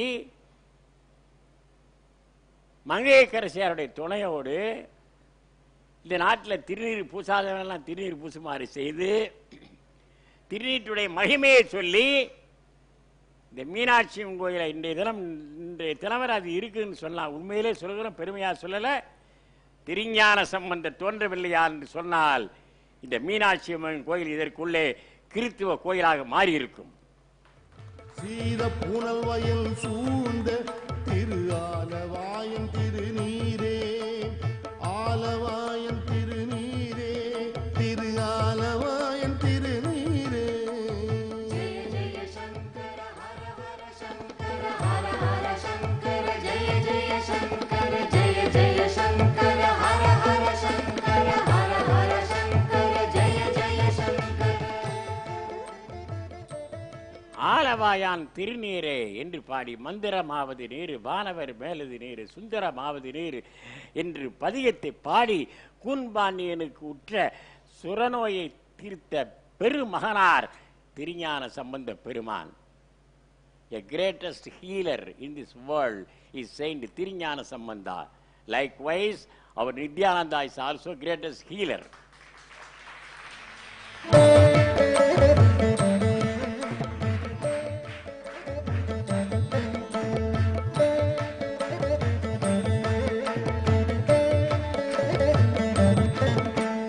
மந்திரமாவது நீரு, வானவர் மேலது நீரு, சுந்தரமாவது நீரு, துதிக்கப்படுவது நீரு, தந்திரமாவது நீரு, சமயத்தில் உள்ளது நீரு, செந்துவர் வாயுமை பங்கன் திரு ஆலவாயன் திருநீரே, ஆலவாயன் திருநீரே, திரு ஆலவாயன் திருநீரே.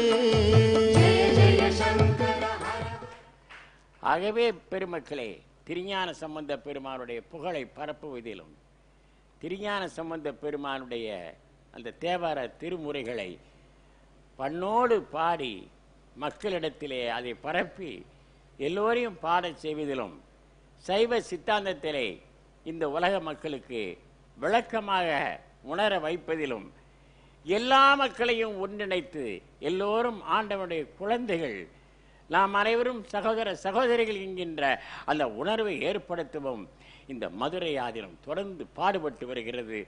அந்த பாடுபட்டு வருகிற அந்த உணர்வுகளை, அந்த உணர்ச்சியை நம்முடைய நித்யானந்தர்கள் எடுத்திருக்கிறார்கள். அவர்கள்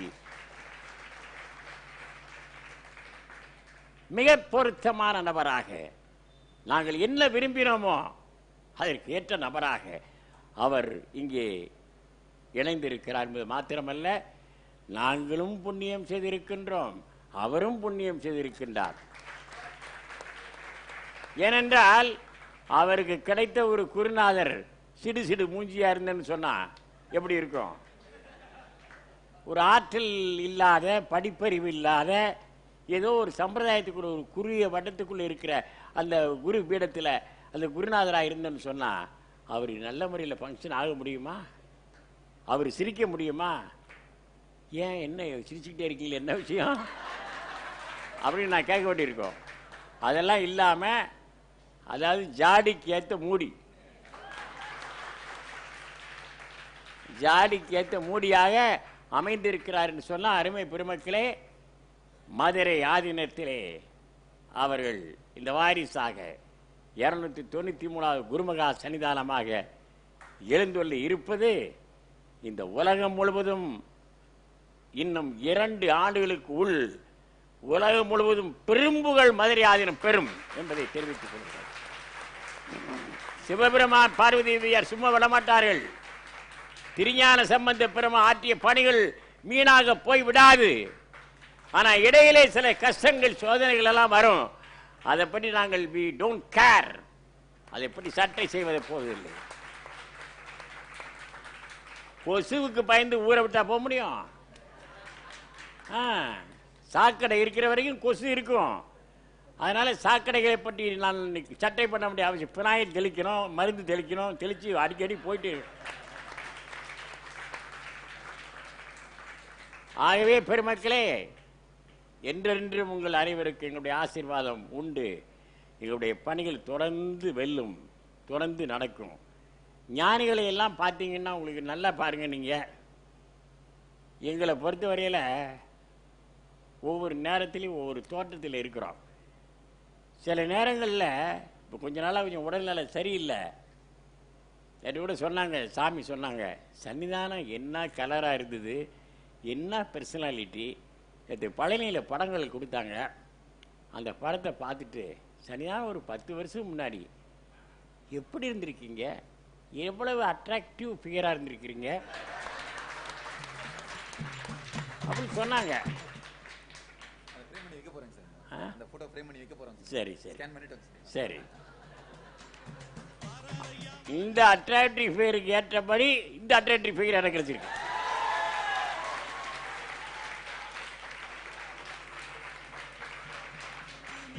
ஆகவே அத்தனை பேருக்கும் ஆசீர்வாதம். இப்போது நம்முடைய வாரிசு நித்யானந்தர் அவர்களை வாழ்த்துமாறு நாங்கள் கேட்டுக்கொள்கிறோம். குருமகா சன்னிதானம் அவர்கள் தங்களுடைய வாழ்க்கையினுடைய பல்வேறு அனுபவங்களை மிக எளிமையாக, இனிமையாக எடுத்துரைத்தார்கள். சன்னிதானத்தை பத்தி நிறைய சொல்லலாம். ஆனால் யூஸ்வலா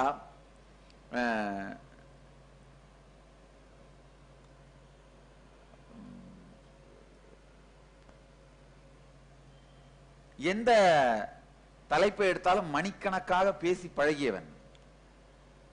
சன்னிதானத்தை பத்தி சொல்லணும்னா அவருடைய ஒரு கேரக்டர், ஃபர்ஸ்ட் அவருடைய சிம்பிளிசிட்டி, ஸ்ட்ரெயிட் ஃபார்வர்ட்னஸ். ரொம்ப அழகா ராமகிருஷ்ணர் சொல்றாரு, மன்முக் ஏக்கரோ அப்படின்னு. மனதையும் முகத்தையும், அது நம்முடைய வாக்கையும் மனதையும் ஒன்றாக்கியவர்கள், கபடமில்லாது ஒன்றாக்கியவர்கள். இந்த கபடம் இருந்தாலே பாத்தீங்கன்னா அவங்கள சுத்தி வாழறது ரொம்ப கஷ்டம். அவங்க என்ன சொல்றாங்க, என்ன பண்ண போறாங்கன்ற அந்த ஒரு இன்செக்யூரிட்டி இருந்துகிட்டே இருக்கும். நான் சன்னிதானத்து பக்கத்துல பார்த்த முதல்ல ஒரு நல்ல விஷயம், கபடமே கிடையாது, ஸ்ட்ரெயிட் ஃபார்வர்ட். ஹிப்போக்ரஸியே கிடையாது, ஸ்ட்ரெயிட் ஃபார்வர்ட். கையில கிடைச்சி தூக்கி வச்சு எரிஞ்சிருவாங்க. இப்ப எரிஞ்ச நிறுத்த இப்ப இல்ல, இப்ப பண்றதுல. ஆனா எதுவாக இருந்தாலும் நேரடியா, பின்னாடி ஒண்ணு செய்ய மாட்டார்கள். கையில போட்டுருக்கும் போதெல்லாம் சன்னிதானம் போட்டு விட்டாங்க, அதனால தான் போட்டு வந்து உட்காந்துருக்கிறேன். அவரே உட்கார்ந்து ஒண்ணு எடுத்து போட்டு விட்டார்கள். இன்னும் நிறைய போடணும். எவ்வளவு சொன்னேன், சன்னிதானம் போட்டு பழக்கம் இல்லை அப்படின்னு. இல்ல அப்படின்னு உட்கார வச்சு அவரே சன்னிதானம் எடுத்து போட்டு விட்டார்கள். அவருடைய மோதிரம் தான் இதெல்லாம். ஆக்சுவலா சன்னிதானத்தோட மோதிரம் நீங்க போட்டோல பாத்திருப்பீங்க. இதெல்லாம் அவருடைய மோதிரங்கள். அவரே கட்டி போட்டு விட்டாரு. எந்த விதமான கபடமுமே இல்லாத ராமகிருஷ்ணன் சொல்வார், அந்த கபடத்தன்மை இல்லாமல் இருப்பது பல ஜென்ம தவத்திற்கு பிறகுதான் வரும் அப்படின்னு.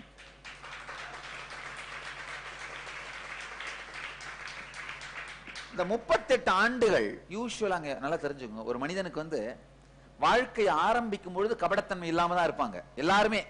நம்ம எல்லாருமே இன்னசென்ட்டா தான் லைஃப் ஆரம்பிக்கிறோம். ஆனா பல பேர் நம்மளை ஏமாத்த ஏமாத்த ஏமாத்த மெதுமெதுவா நாமளும் அந்த கபடத்தன்மையை கத்துப்போம். இந்த எல்லா என்னை சுத்தி வந்த வதந்திகள், பிரச்சனைகள், வஞ்சிக்கப்பட்டது, இதெல்லாம் என்னை சுத்தி நடந்தப்போ நான் ஒன்னே ஒண்ணுதான் எனக்குள்ள திரும்ப திரும்ப நினைச்சேன். அப்பா, இந்த துக்கங்கள் என்ன பல பேர் ஏமாத்திருக்காங்க, வஞ்சனை பண்ணிருக்காங்க, சூழ்ச்சி, சூது, இதெல்லாம் அந்த சூழ்நிலை நடந்தது. ஆனா இதெல்லாம் எனக்கு அந்த சூதையும் சூழ்ச்சியும் கத்து கொடுத்துடக்கூடாது அப்படின்னு நினைச்சேன். வாழ்க்கை என்னன்னா, நாம் வஞ்சிக்கப்படும் பொழுது, நமக்கு சூழ்ச்சி செய்யப்படும் பொழுது நாமும் அந்த சூழ்ச்சியும் வஞ்சனையும் உடையவர்களாக மாற துவங்கி விடுகிறோம். ஆனா 38 ஆண்டுகள் பல்வேறு சோதனைகள், வேதனைகள் இதெல்லாம் பார்த்த பிறகும் கூட நான் நல்லா பார்க்கிறேன், சன்னிதானத்து பக்கத்துல சுத்தமா கபடமே இல்லாத ஒரு இனிமையான ஒரு பர்சனாலிட்டி. ஆக்சுவலா அவர் கபடமா ஏதாவது பண்ணணும்னு நினைச்சா கூட பண்ண முடியாது, அந்த எளிமையான பர்சனாலிட்டி. அவரை சேவை பண்றவங்க நான் கேட்டேன், நான் ஏதோ ஒரு விஷயம் சன்னிதானம் இந்த மாதிரி சொன்னாருங்களாமா.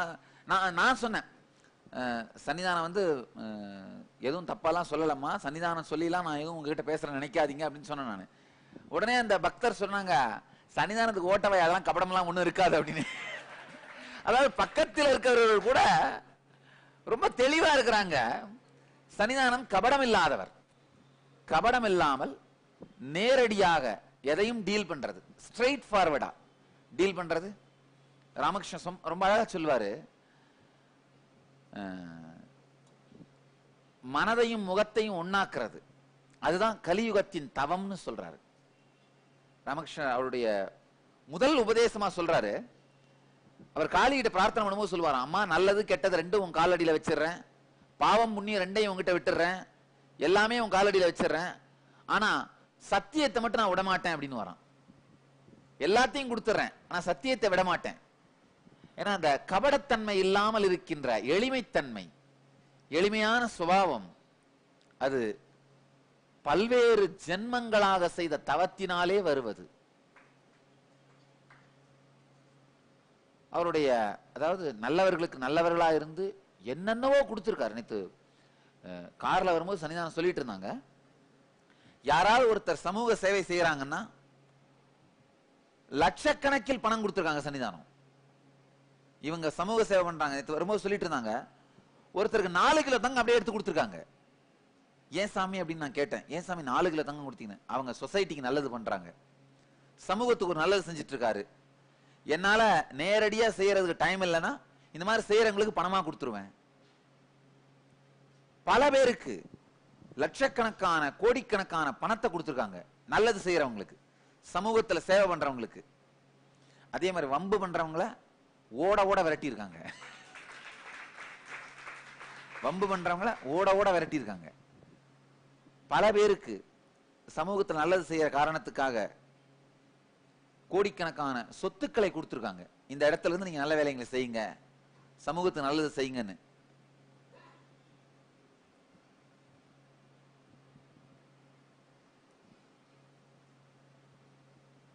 மிகுந்த கஷ்டங்கள், துயரங்கள், முக்கியமா அந்த நேரத்தில் இருந்த சில அரசியல்வாதிகள் கொடுத்த தொந்தரவுகள், அந்த டைம்ல HRNC மினிஸ்டரா இருந்த ஒரு அரசியல்வாதி கொடுத்த தொந்தரவுகள், பல்வேறு தொந்தரவுகளை தாண்டி உண்மையில சொல்லணும்னா இப்போ நாம உட்கார்ந்து இருக்கிற மதுரை ஆதீனம் சன்னிதானம் உருவாக்கின மதுரை ஆதீனம். சன்னிதானம் வந்தப்போ இங்க இருந்த மதுரை ஆதீனம் இப்ப நாமெல்லாம் உட்கார்ற அளவுக்கு இருக்காது. சன்னிதானம் சொன்னாங்க, நித்யானந்தர் எல்லாம் இங்க இவ்வளவு பேர் உட்கார்ந்து இருப்பாங்களா அப்படின்னு. நான் சொல்றேன், சன்னிதானம் இல்லைன்னா இந்த ஹாலே இருந்திருக்காது.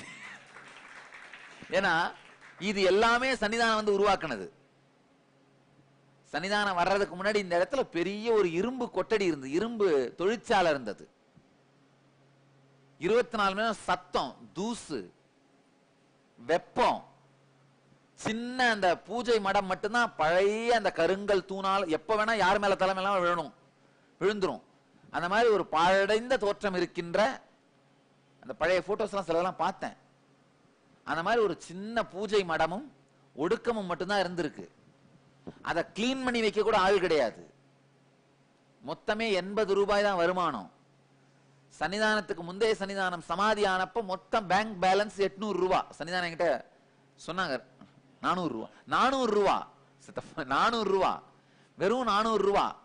ஆனா சன்னிதானத்துடைய மூத்த சன்னிதானம் அவங்களுடைய அடக்க செலவே 60,000 ரூபாய் ஆயிருக்கு. நல்லா தெரிஞ்சுங்க. சன்னிதானத்தோட மூத்த சன்னிதானம் 291 பரிபூரணம் ஆயிட்டாங்க. பேங்க்ல 400 ரூபா தான் இருக்கு. பாடி இங்க இருக்கு. அடக்கம் பண்றதுக்கு 60,000 ரூபாய் வேணும். பக்தர்களிடமும் அன்பர்களிடமும் அலைந்து திரிந்து ஒரே நாளில் 60,000 ரூபாய் அப்படின்னா இப்ப 10 கோடிக்கு சமம்.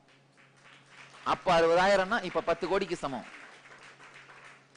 திரட்டி சரி செய்து பக்கத்துல இருக்கிற ஜாரி புதுக்கோட்டைன்ற நம்முடைய சொத்து இருக்கிற ஒரு ஊர்ல கௌரி வல்லபேஸ்வர சுவாமி தேவஸ்தானத்தினுடைய பக்கத்திலேயே மதுரை முழுவதும் ஊர்வலமாக அந்த திருமேனியை ஊர்வலம் எடுத்து மேலமாசி வீதி போன்ற மாசி வீதிகளிலே ஊர்வலம் எடுத்துட்டு போய் அடக்கம் பண்ணியிருக்காங்க. ஒரே நாள்ல குருவோட உடம்ப வச்சுட்டு 60,000 ரூபாய் ரைஸ் பண்ணியிருக்காங்கன்னா சாதாரண விஷயம் இல்லை.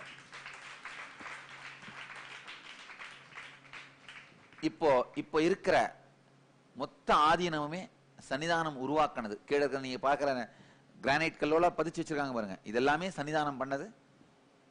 பெருக்கிறதுக்கு முழுகிறதுக்கு மெயின்டைன் பண்றதுக்கு ஈஸியா இருக்குன்றதுக்காக கிரானைட் கற்கள் பதிப்பிச்சு இப்ப நம்ம தங்கி இருக்கிற எல்லா பில்டிங்கும், சன்னிதானம் தங்கி இருக்கிற பில்டிங், நான் தங்கி இருக்கிற பில்டிங், இது எல்லாமே சன்னிதானம் கட்டினது. வண்டி வாகனங்கள் சன்னிதானம் வாங்கினது. நிறைய 1000 கும்பாபிஷேகம் அட்டன் பண்ணியிருக்காங்க. எனக்கு உண்மையிலேயே ஆச்சரியமா இருக்கு. ஏன்னா எனக்கு இந்த பப்ளிக் ஃபங்க்ஷனாலே போக மாட்டேன். நேரடியா என்னை பார்க்க வருகின்ற மக்கள் வருகின்ற அந்த மேடைகளை மட்டும் தான் ஏறுவனே. ஏன்னா எப்படி பப்ளிக் ஃபங்க்ஷன்லயே அங்க எத்தனை லூசுங்க கண்டதெல்லாம் பேசிட்டு இருக்கோம். அதை உட்கார்ந்து கேட்கிற பொறுமை வேணும் பாருங்க. அதுவே அது உண்மையிலே என்னால தாங்க முடியாது. சொன்னீங்கன்னா 5 நிமிஷம் ஏதாவது பேசிட்டு இருந்தா போதும் போப்பா அப்படின்னு ஏஞ்சி போயிட்டே இருந்துருவேன். நீங்களா பார்த்திருப்பீங்க, நம்ம பக்தர்கள் முக்கியமா தெரியும். என் கிட்ட வந்தாலே 2 சென்டென்ஸ்க்கு மேல பேச மாட்டேன். 2 சென்டென்ஸ், 3வது சென்டென்ஸ் சாமி பார்த்துக்கும் போ அப்படின்னுடுவேன். அவ்வளவுதான். இல்ல நான் இன்னும் முழுசா சொல்லல சாமி, நீ சொல்ல வந்ததை படிச்சு முடிச்சுட்டேன் கிளம்பு அப்படின்னுடுவேன். 2 சென்டென்ஸ்க்கு மேல பேச மாட்டேன். ஆனா எப்படித்தான் சன்னிதானம் பொறுமையோட இந்த 1000 மேடைகளையும் உட்கார்ந்து 1000 கும்பாபிஷேகங்கள் நடத்தியிருக்காங்க. பலாயிரக்கணக்கான பொது மேடை ஏறி இருக்காங்க.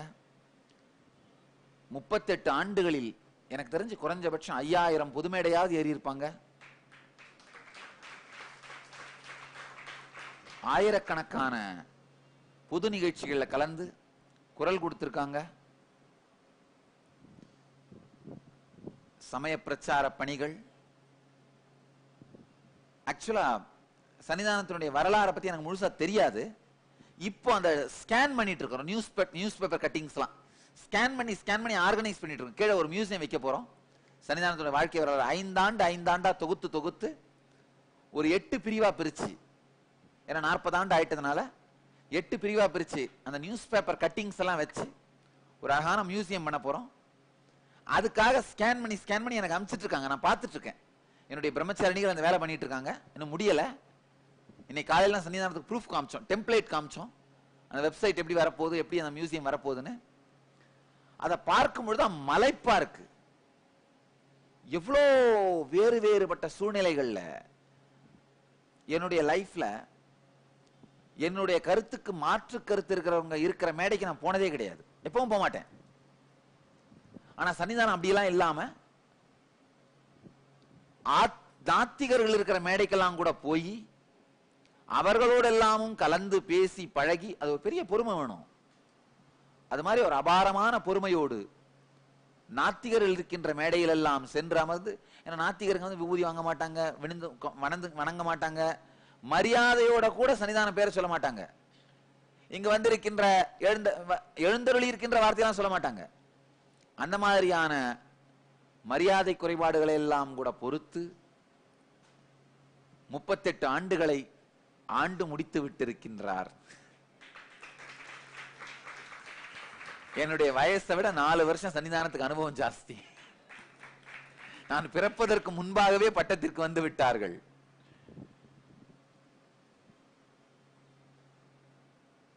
இப்ப ஸ்கேன் பண்ணி பார்க்கும் பொழுதுதான் ஒரு 40 நியூஸ் பேப்பர் பண்டில்ஸ் இருக்கு. இந்த ஹாலுக்குள்ள தான் எடுத்து ஸ்கேன் பண்ணிட்டு இருக்கோம். 40 நியூஸ் பேப்பர் பண்டில்ஸ், அவருடைய சாதனைகள், அவர் செஞ்ச பல்வேறு விதமான விழாக்கள், நடத்திய சேவைகள், நல்ல சமூக பணிகள், இது எல்லாம் 40 ஆண்டு கால சாதனை. நான் சொன்னேன்னா நேரம் பத்தாது, எனக்கு நல்லா தெரியும்.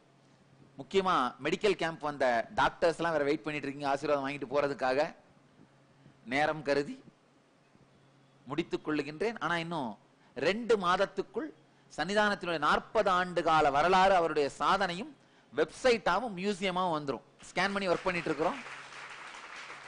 5 ஆண்டா தொகுத்து 8 பாகமாக அவருடைய 40 ஆண்டு சாதனைகளும்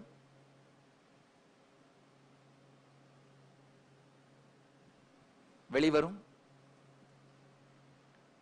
அவருடைய சொசைட்டிக்கு அவருடைய கான்ட்ரிபியூஷன், இவ்வளோ ஆண்டுகள் ஆயும் படாத பாடுகள் பட்டு சோதனைகள் வேதனைகள் தாண்டியும் மனம் பார்த்தீங்கன்னா இன்னும் எளிமையாக இனிமையாக ஒரு சின்ன சிறுபிள்ளை மாதிரி இருக்காங்க.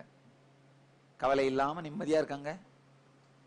எந்த வரட்டு கௌரவம் கிடையாது. நல்லா புரிஞ்சுக்கோங்கயா. இன்னொருத்தர் புகழப்படுவதையும் வணங்கப்படுவதையும் ஏற்றுக்கொள்ளுகின்ற மனமே சாதாரண மனம் இல்ல. எந்த விதமான வஞ்சனையும் கவடத்தன்மையுமே இல்லாமல், இப்ப சன்னிதானம் சொன்னாங்க அவங்க மட்டும் அதிர்ஷ்டசாலினா நானும் அதிர்ஷ்டசாலினா, அது உண்மை. சன்னிதானம் சொன்னாங்க இல்லைங்களா, இப்ப கேட்டுட்டு பேசினப்போ உம்முன்னு இருக்கிற ஒரு சன்னிதானமா இருந்தா, இல்ல சீரியஸா இருக்கிற சன்னிதானமா கட்டாயமா நான் வந்திருக்க மாட்டேன், ஓடி போயிட்டு இருப்பேன். 8 ஆண்டுகளாக சன்னிதானத்துக்கும் எனக்கும் தொடர்பு. அது முக்கியமான காரணமே அவருடைய எளிமைத்தன்மை, அவருடைய இனிமைத்தன்மை. இதுக்கெல்லாம் அப்பாற்பட்டு, எளிமைத்தன்மை இனிமைத்தன்மைக்கு அப்பாற்பட்டு ஒருவருடைய வளர்ச்சியை கண்டு பொறாமைப்படாமல் ஊக்குவிக்கின்ற தன்மை. ஏன்னா பார்த்திருக்கேன், பல ஆன்மீக குருமார்களை பார்த்திருக்கேன், வயிறெறிவாங்க, எல்லாரும் நித்யானந்த டாலரை போட்டுட்டு திரியிறாங்களே. நேத்து நடந்த ஒரு நிகழ்ச்சி, சன்னிதானத்தினுடைய ஒரு சிஷ்ய, அவங்கள கேர் எடுத்துக்கிற பெண்கள், அவங்களை கூப்பிட்டு சன்னிதானம் சொல்றாங்க, நித்யானந்த டாலரே போட்டுக்கமா, அதுக்கு போய் என்ன என் வாரிசு தானமா? யாருக்கு வரும்? யாருக்கு வரும்? எந்த ஆதீனத்தால் சொல்ல முடியும் அவர் டாலரே போட்டுக்கோங்கம்மா அப்படின்னு? அப்கோர்ஸ் இன்னும் சன்னிதானம் டாலர் இன்னும் பண்ணி வரல, ஆர்டர் பண்ணியிருக்கோம். ஒரு பக்கம் சன்னிதானம் படமும் இன்னொரு பக்கம் என்னுடைய படமும் போட்டு டாலர் வரணும். ஆனா சன்னிதானம் அதை போய் கவலையே படல, போட்டுக்குமா, அதுக்கு போய் என்னமா? ஏற்றுக்கொள்ளுகின்ற தன்மை. சில ஆதீனங்கள் வயிறெறிந்து பொறாமைப்படுகிறார்கள். ஐயோ, இப்படி நல்ல செலவு பண்ற, நல்ல நிர்வாகம் பண்ற ஒரு சன்னிதானம், புது சன்னிதானமா அவங்களுக்கு மதுராதீனத்துக்கு கிடைச்சிட்டாங்களே அப்படின்னு. கிடைக்கிறதுக்கு சன்னிதானமும் அந்த மாதிரியான மன அமைப்புடையவர்கள், ஏற்றுக்கொள்ளுகின்ற மன அமைப்புடையவர்கள். இவங்க வயிறெறிஞ்சே செத்து போயிருப்பார்கள். ஐயா உண்மையிலே சொல்றேன், பல பேர் விடுதியில இருந்து தங்கி இருக்காங்க. பல ஆதீனங்கள், குருமார்கள், ஆன்மீக மடத்தலைவர்கள், மடாதிபதிகள் பல பேர் வந்து விடுதியில தங்கி இருக்காங்க. ஆனா எல்லாருமே போகும்போது பாத்தீங்கன்னா ஒரு சின்ன பொறாமை கீற்றதான் மனசுல வச்சுட்டு போவாங்க. சன்னிதானம் மட்டும்தான் பொறாமை இல்லாமல் ஆனந்தத்தோடு விடுதியிலிருந்து வெளியில் வந்தார்கள். வெளியில் வந்தது மட்டுமல்ல, என்னையும் வெளியில அழைத்துக் கொண்டு வந்து விட்டார்கள். அன்னைக்கு வந்தவன் தான் இன்னும் விடுதிக்கு போகாமலே இங்கே உட்கார்ந்து இருக்கிறேன். அது மட்டும் இல்ல, வரும் சன்னிதானம் பட்டாபிஷேகம் பண்ணி இங்க அழைச்சிட்டு வந்தப்போ நான் என்ன நினைச்சேன்னா, ஒரு சில நாட்கள் மதுரையில் இருப்பேன், திரும்ப விடுதிக்கு வந்துட்டு விடுதி வேலைகளை கவனிப்பேன், இன்னர் அவேக்கனிங் அங்க நடத்திட்டு அடிக்கடி வந்துட்டு போயிட்டு இருப்பேன் நினைச்சிட்டு இருந்தேன். ஆனா மதுரையில நான் இருக்கிற மகிழ்ச்சியை பார்த்தா எனக்கே என்ன தோணுது, இன்னர் அவேக்கனிங்க்கு மட்டும்தான் விடுதி போகும் போல இருக்கு.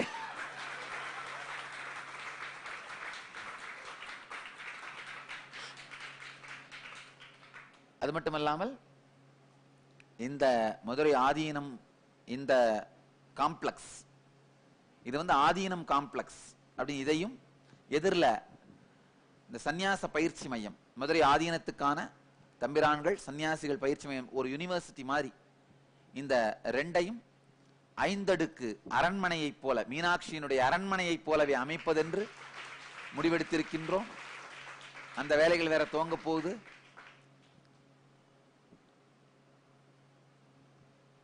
தனித்தனியாக சந்நியாச பயிற்சி மையங்கள் ஆண்களுக்கும் பெண்களுக்கும், அது மட்டுமல்லாமல் முதன்முறையாக திருநங்கைகளுக்கும் சந்நியாச பயிற்சியை திறந்து வைக்கின்றேன்.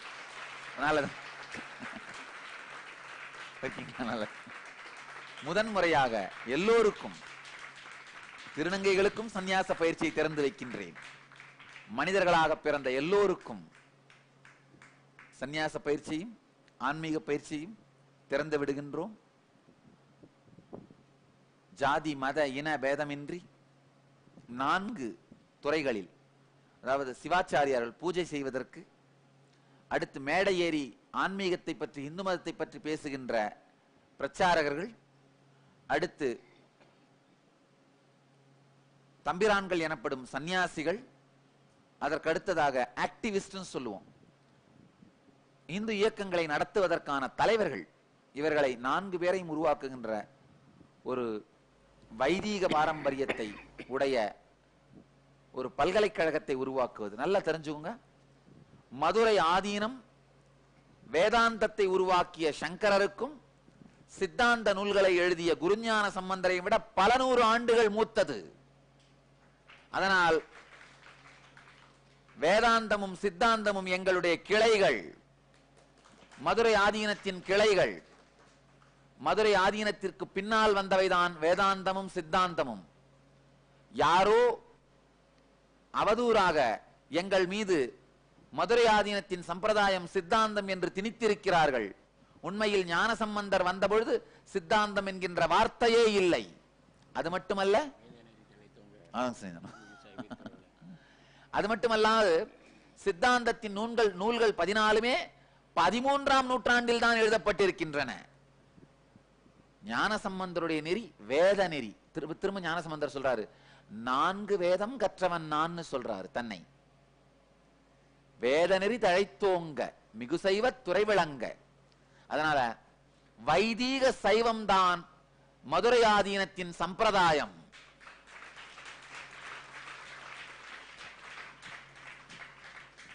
ஞானசம்பந்தர் மீண்டும் மீண்டும் சொல்லுகிற சம்பிரதாயம் தன்னை சொல்லிக்கிறார். நான்மறை கற்றுணர்ந்தவன் நான், நான்மறை கற்றுணர்ந்தவன் நான் என்று தன்னை சொல்லிக் கொள்ளுகின்றார். வேத நெறி தழைத்தோங்க மிகு சைவ துறை விளங்க. வேதமும் சைவமும் வளர்ந்து ஓங்குவதற்காக இங்கு ஒரு வைதீக பல்கலைக்கழகம் நிறுவப்படும். அதற்கான வேலைகளையும் துவங்கிவிட்டோம். தொடர்ந்து பல்வேறு திருப்பணிகள் சன்னிதானத்தினுடைய உத்தரவின்படி நடந்து கொண்டே இருக்கின்றன. இன்னொரு நல்ல விஷயம், சன்னிதானம் ஒரு வேலையை ஹேண்ட் ஓவர் மட்டும் சுதந்திரம் கொடுத்துருவாங்க. சொல்லிட்டு நீங்க பாட்டு பண்ணிட்டே இருங்கன்னுடுவாங்க. எதிலும் தலையீடு கிடையாது. எந்த விஷயத்திலும் சன்னிதானம் தலையிடுறதே இல்லை. ஆசீர்வாதம் பண்ணிட்டு உத்தரவு கொடுத்துட்டு அவங்க பாட்டு நிம்மதியா இருக்காங்க. அதுவே எங்கள் எல்லோருக்கும் மிகப்பெரிய உற்சாகமாக இருக்கின்றது. எந்த பிரச்சனை எடுத்துட்டு வந்தாலும் உடனடியாக தீர்த்து வைத்து அவருடைய ஆழ்ந்த 38 ஆண்டு கால அனுபவத்தை எங்களுடைய உற்சாகத்துக்கு ஒரு பாகமாக மாற்றி இருக்கிறாங்க. அது சன்னிதானத்தினுடைய எக்ஸ்பீரியன்ஸ் எங்களுடைய இன்ஸ்பிரேஷனுக்கு ஒரு பெரிய காம்ப்ளிமெண்டரி. சில நேரத்தில் இன்ஸ்பிரேஷனுக்கு எக்ஸ்பீரியன்ஸ் வந்து கான்ட்ராடிக்டரியா மாறிடும்.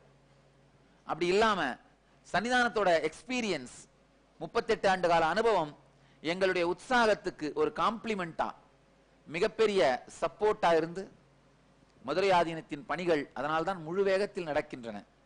சன்னிதானம் பட்டத்திற்கு வந்து 38 ஆண்டுகள் ஆகிவிட்டன. நான் பட்டத்துக்கு வந்து 1 மாசம் ஆயிருக்கு இன்னையோட. சன்னிதானம் சென்ற மாதம் இதே நாளில் தான் பட்டாபிஷேகம் செய்து வைத்தார்கள். 27ஆம் தேதி. இந்த 1 மாதத்திற்குள் 1 மாத காலம் ஆனாலும் 10 ஆண்டு கால பணிகள் நடந்து கொண்டிருக்கின்றன.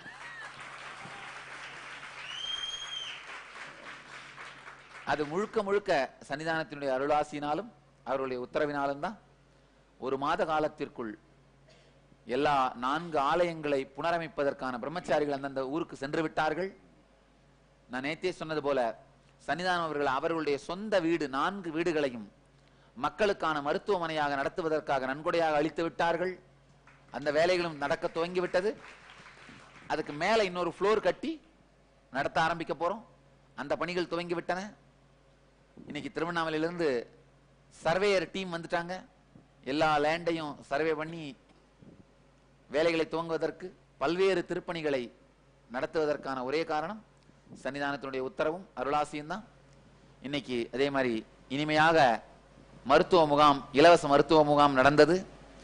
தொடர்ந்து 15 நாட்களுக்கு ஒரு முறை ஞாயிற்றுக்கிழமைகளில் மட்டும் மருத்துவ முகாம் நடத்துவது என்று முடிவெடுத்திருக்கின்றோம். அது மட்டும் இல்லாம ஒவ்வொரு வாரமும் சனி ஞாயிறு தியான முகாமும் நடத்துவது என்று முடிவெடுத்திருக்கின்றோம்.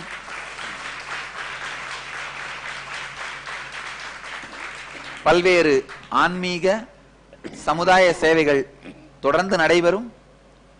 எல்லோரும் அதன் பாகமாக இருந்து பலனடையுங்கள். மிக கூடிய விரைவில் இன்னும் 10 நாட்களுக்குள்ளாகவே மதுரை ஆதீனத்தினுடைய முதல் கிளை லாஸ் ஏஞ்சலிஸில் துவங்கப்படும். அதற்கான பணிகள் நடந்து முடிந்து விட்டன. இன்னும் லீகல் பேப்பர் இங்கிருந்தவாறே மதுரை ஆதீனத்தின் முதல் வெளிநாட்டு கிளையை, தமிழ்நாட்டில் இருக்கிற எல்லா எந்த ஆதீனத்திற்கும் வெளிநாட்டில் கிளை கிடையாது. முதல் ஆதீனத்தின் வெளிநாட்டின் கிளையை மதுரை ஆதீனம் அவர்கள் துவங்கி வைப்பார்கள். இன்னும் 10 நாட்களுக்குள் நல்ல செய்தி. எந்த ஆதீனத்துக்கும் வெளிநாட்டில் கிளை கிடையாது, எந்த ஆதீனத்திற்கும் கிடையாது. சன்னிதானம் அவர்கள் அதை துவங்கி வைப்பார்கள். அதே மாதிரி ஞானசம்பந்தர் மட்டும்தான் வெளிநாட்டில் இருக்கின்ற தலமாகிய இலங்கையை பற்றி பாடியிருக்கின்றார்கள்.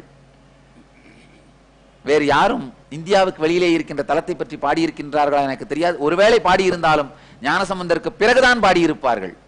அப்பர் பாடியிருக்கணும். குற்றம் இலாதார் குறைகடல் சூழ்ந்த கோண மாமலை அமர்ந்தானை. குற்றம் இலாதார் குறைகடல் சூழ்ந்த கோண மாமலை அமர்ந்தானை. கற்றுணர் கேள்வி காளியர் பெருமான், கற்றுணர் கேள்வி காளியர் பெருமான், கருத்துடை ஞான சம்பந்தன், கருத்துடை ஞான சம்பந்தன். உற்ற செந்தமிழால் மாலையிரைந்தும், உற்ற செந்தமிழால் மாலையிரைந்தும் உரைப்பவர் கேட்பவர் உயர்ந்தோர், உரைப்பவர் கேட்பவர் உயர்ந்தோர். சுற்றமுமாகி தொல்வினையடையார் தோன்றுவர் வானிடை பொலிந்தே. இந்த பாடல் திருகோணமாமலை திருகோணேஸ்வரர் மீது பாடிய ஞானசம்பந்த பெருமாளுடைய பாடல். ஒரு 2 நாட்களுக்கு முன்பாக நம்முடைய இலங்கை மட்டக்களப்பு அன்பர்களும் வேண்டுகோள் விடுத்திருந்தார்கள். மதுரை ஆதீனத்திற்கான கிளை இலங்கையிலே நிறுவுவது என்று. நான் அவர்களிடம் பேசிக் கொண்டிருந்த போது திருகோணமலை அந்த ஆலயத்தையே நம்முடைய கட்டுப்பாட்டில் கொண்டு வந்து மதுரை ஆதீனத்தின் கிளையாக நடத்த இயலுமா என்கின்ற முயற்சிகளையும் எடுத்துக் கொண்டிருக்கின்றோம். அவர்கள் சொன்னார்கள், அரசாங்கம் ஆலயங்களை நடத்துவதை விரும்பவில்லை, யார் கேட்டாலும் அரசாங்கம் கொடுத்து விடுகின்றது, நீங்கள் நடத்துவதாக விரும்பி கேட்டால் நிச்சயமாக அளித்துவிடும் என்று சொன்னார்கள். நம்முடைய இலங்கை பக்தர்கள் அதை பெற்று மதுரை ஆதீனத்தின் கிளையாக நடத்துவதற்கான முழு முயற்சியும் எடுத்திருக்கின்றோம். அதில் வெற்றி அடைவோம் சொன்னாங்க. ஞானசம்பந்தர் பாடியிருப்பதனால் அதுவும் தொடர்ந்து நடக்கும். பல்வேறு வேலைகளும் குருமகா சன்னிதானம் அவர்களுடைய ஆசியினால் தொடர்ந்து நடைபெறுகின்றது. இன்றும் மீனாட்சி ஆலயத்திலிருந்து சில பேர் அழைத்து சன்னிதானத்தை மட்டும்தான் அர்த்தமண்டபத்திற்கு விடுவோம், என்னை விடமாட்டோம் என்று சொன்ன போது சன்னிதானம் அவர்கள் அப்படியானால் இருவரும் வரமாட்டோம் என்று சொல்லிவிட்டார்கள். அது வெட்டு கொடுக்காமல் ஸ்திரமாக இருக்கின்ற தன்மை. கடைசியில சன்னிதானத்தின் உத்தரவிற்கு அவர்கள் பணிந்து இதற்கு மேல் எந்த தொந்தரவையும் அளிக்க மாட்டோம் என்று உறுதியளித்திருக்கின்றார்கள்.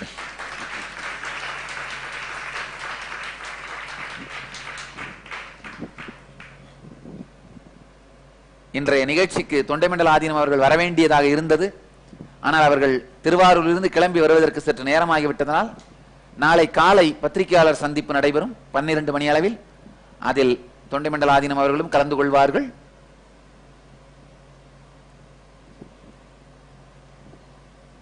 நேரம் கருதி இப்போதைக்கு இந்த அளவோடு முடித்துக் கொள்ளுகின்றோம். நீங்கள் அனைவரும் இரவு உணவிற்கு செல்ல வேண்டும். மருத்துவர்கள் அனைவரும் இன்றைய மெடிக்கல் கேம்புக்கு வந்து சேவை செய்த மருத்துவர்கள் அனைவருக்கும் எங்களது நன்றி, ஆசீர்வாதங்கள். மருத்துவர்கள் அனைவரும் வந்து சன்னிதானம் அவர்களிடம் பிரசாதம் பெற்று செல்லலாம், திருநீர் பிரசாதம் பெற்றுக் கொள்ளவும். நீங்கள் எல்லோரும் நித்யானந்தத்தில் நிறைந்து நித்யானந்தத்தில் மலர்ந்து நித்யானந்தமாகிட ஆசீர்வதிக்கின்றோம். நன்றி. ஆனந்தமாக இருங்கள்.